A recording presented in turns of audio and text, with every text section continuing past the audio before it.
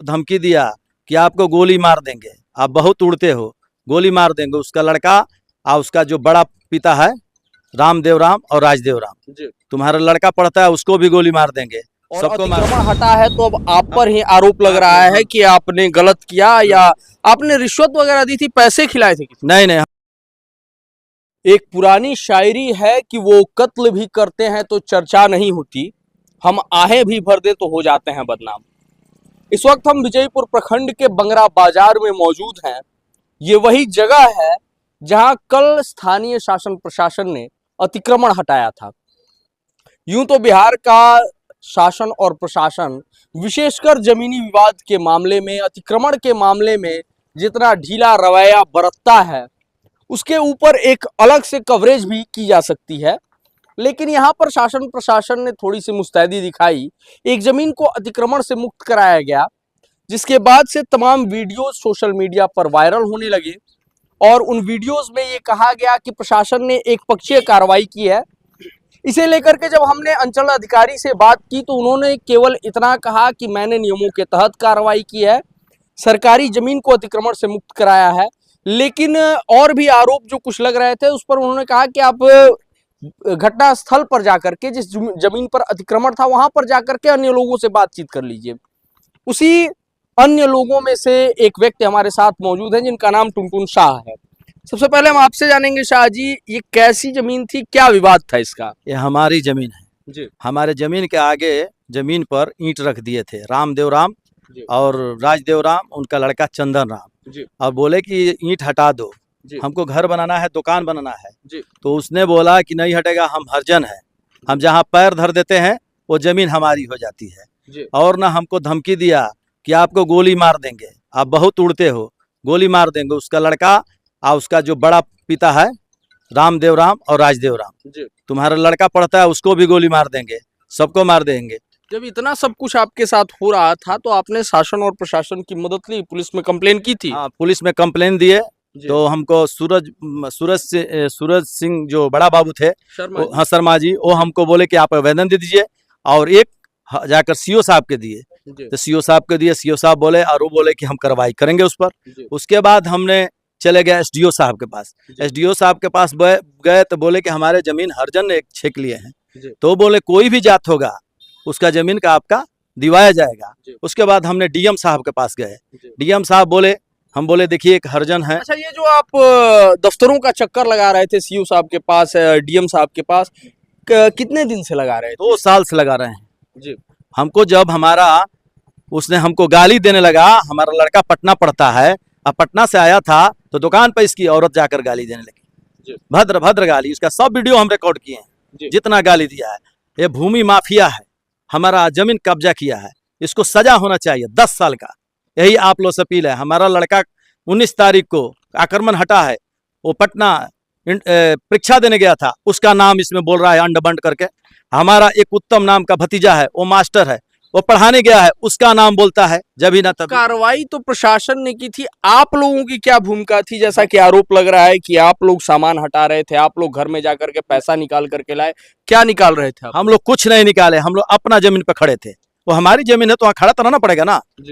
हमारी जमीन है तो उस पर खड़ा होना पड़ेगा, वहां तक जमीन हमारी है तो वहाँ खड़ा थे हम लोग क्यों निकालेंगे?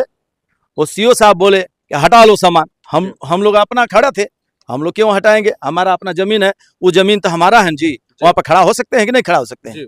तो वही बात थी इसमें। देखिए इसके बाद हमारा कंचन लड़का जो है भतीजा, वो भी बाहर गया है, उसके भी बोल रहे हैं कि ये भी आया था। और हम लोग के इतना प्रताड़ित किया है कि हमारा पानी गिरता है, पानी के लगे जाके देखिए आप, उधर से बंद किया है, हमारा इधर से रास्ता है, अपना जमीन है। ये तो भूमि माफिया है ना। ये भूमि माफिया पर से आपसे कहते हैं, अपील करते हैं, इसको कड़ी से कड़ी सजा दिया जाए, यही हमारी मांग है। मतलब आपको आपकी अपनी जमीन पर ही जाने से रोक दिया गया था, बाधित कर दिया गया था, और अतिक्रमण हटा है तो अब आप पर ही आरोप लग रहा है कि आपने गलत किया या आपने रिश्वत वगैरह दी थी, पैसे खिलाए थे? नहीं, मैंने एक भी पैसे नहीं दिए, ना मैं कुछ रिश्वत दिया है। मैं दौड़ा हूँ और सरकार से अपील किए हूँ, सरकार भी सहयोग हमको किया है, कानून व्यवस्था, कानून हमको सहयोग दिया। सीओ साहब ने बोले कि आपका जमीन मिलेगा, एसडीओ साहब बोले आपका जमीन मिलेगा, डीएम साहब बहुत अच्छे आदमी हैं, वो बोले कोई भी जात होगा आपका जमीन मिलेगा। कितना बड़ा अपराधी होगा उसको सजा मिलेगा। जी। चलिए, निश्चित तौर पर मैं अपने सभी दर्शकों के लिए एक बात दोहराना चाहूंगा कि संभवतः यहाँ पर थोड़ी सी पीडब्ल्यूडी की जमीन थी और अतिक्रमण हटाने से संबंधित 1955 में एक कानून बना था जिसके तहत ये कार्रवाई हुई है। पैमाइशों का भी दौर चला है यहाँ पर और तमाम नोटिस वगैरह जारी किए गए अंचलाधिकारी के द्वारा, सक्षम अधिकारियों के द्वारा, लेकिन द्वितीय पक्ष जो कि अभी सोशल मीडिया में आरोप लगाने में व्यस्त है, उनके द्वारा कोई भी ठोस साक्ष्य प्रस्तुत नहीं किए जा सके। जिसके बाद यह कार्रवाई हुई और यह कार्रवाई एक संदेश देती है कि किसी भी रास्ते को, सरकारी भूमि को या किसी भी व्यक्ति की जमीन को बाधित करने का, अतिक्रमित करने का आपको अधिकार सिर्फ इसलिए नहीं मिल जाता कि आप गरीब हैं या फिर किसी जाति विशेष से हैं। बाकी जहां तक मानवीय मूल्यों और मानवीय संवेदनाओं की बातें हैं, ये 2 साल तक अगले व्यक्ति को परेशानियां होती रहीं, लेकिन उस समय यह मानवीय मूल्य और मानवीय संवेदनाएं ताक पर रखी गई थी।